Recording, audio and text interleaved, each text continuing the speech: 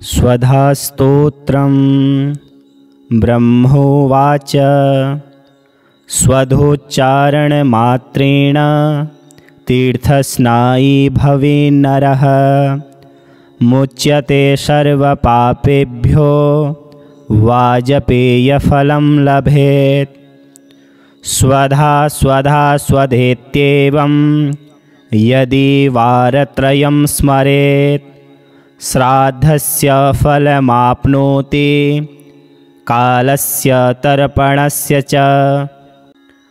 श्राद्धकाले स्वधास्तोत्रं यः शृणोति समाहितः लभेच्छाद्शतानां च पुण्यमेवं न संशयः।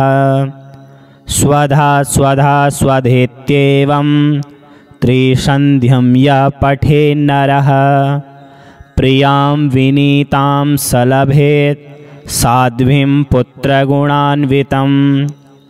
पितॄणां प्राणतुल्यात्वं द्विजजीवनरूपिणी श्राद्धाधिष्ठात्री च श्राद्धादीनां फलप्रदा।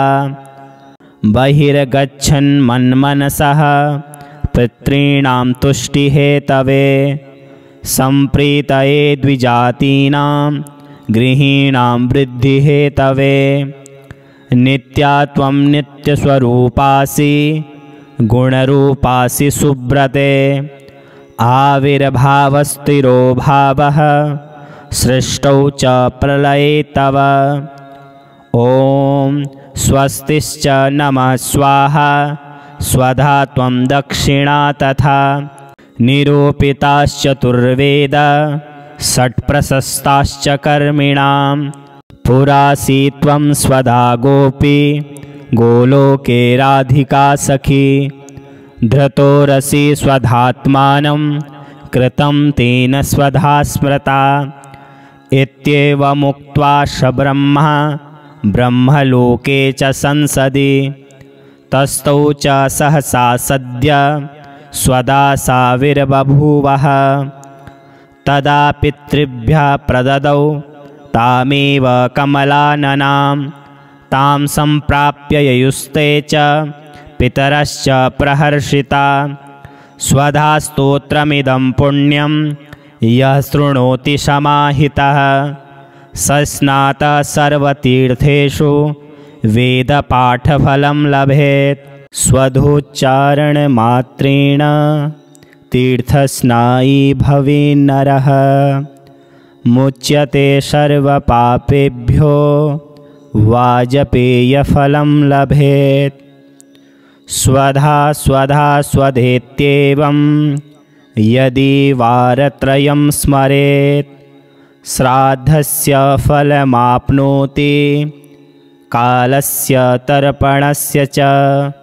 श्राद्धकाले स्वधास्तोत्रं यः शृणोति समाहितः लभेच्छाद्शतानां च पुण्यमेवं न संशयः। स्वधा स्वधा स्वधेत्येवं त्रिसन्ध्यं यः पठेन्नरः प्रियां विनीतां स लभेत् साध्वीं पुत्रगुणान्वितं।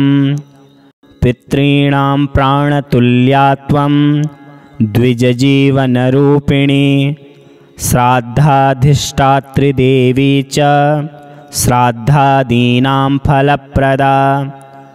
बहिर्गच्छन् मन्मनसः पितॄणां तुष्टिहेतवे सम्प्रीतये द्विजातीनां गृहीणां वृद्धिहेतवे।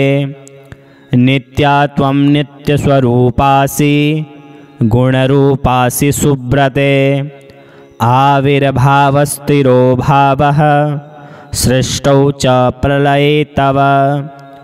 ॐ स्वस्तिश्च नमः स्वाहा स्वधा त्वं दक्षिणा तथा निरूपिताश्चतुर्वेद षट्प्रशस्ताश्च कर्मिणां। पुरासि त्वं स्वधा गोपी गोलोके राधिका सखी धृतोरसि स्वधात्मानं कृतं तेन स्वधा स्मृता। इत्येवमुक्त्वा स ब्रह्मा ब्रह्मलोके च संसदि तस्थौ च सहसा सद्य स्वदासाविर्बभूवः। तदा पितृभ्यः प्रददौ तामेव कमलाननां तां सम्प्राप्य ययुस्ते च पितरश्च प्रहर्षिता। स्वधा स्तोत्रमिदं पुण्यं यः शृणोति समाहितः स स्नातः सर्वतीर्थेषु वेदपाठफलं लभेत्। इति श्रीब्रह्मवैवर्तमहापुराणे प्रकृतिखण्डे ब्रह्माकृतं स्वधास्तोत्रं सम्पूर्णम्।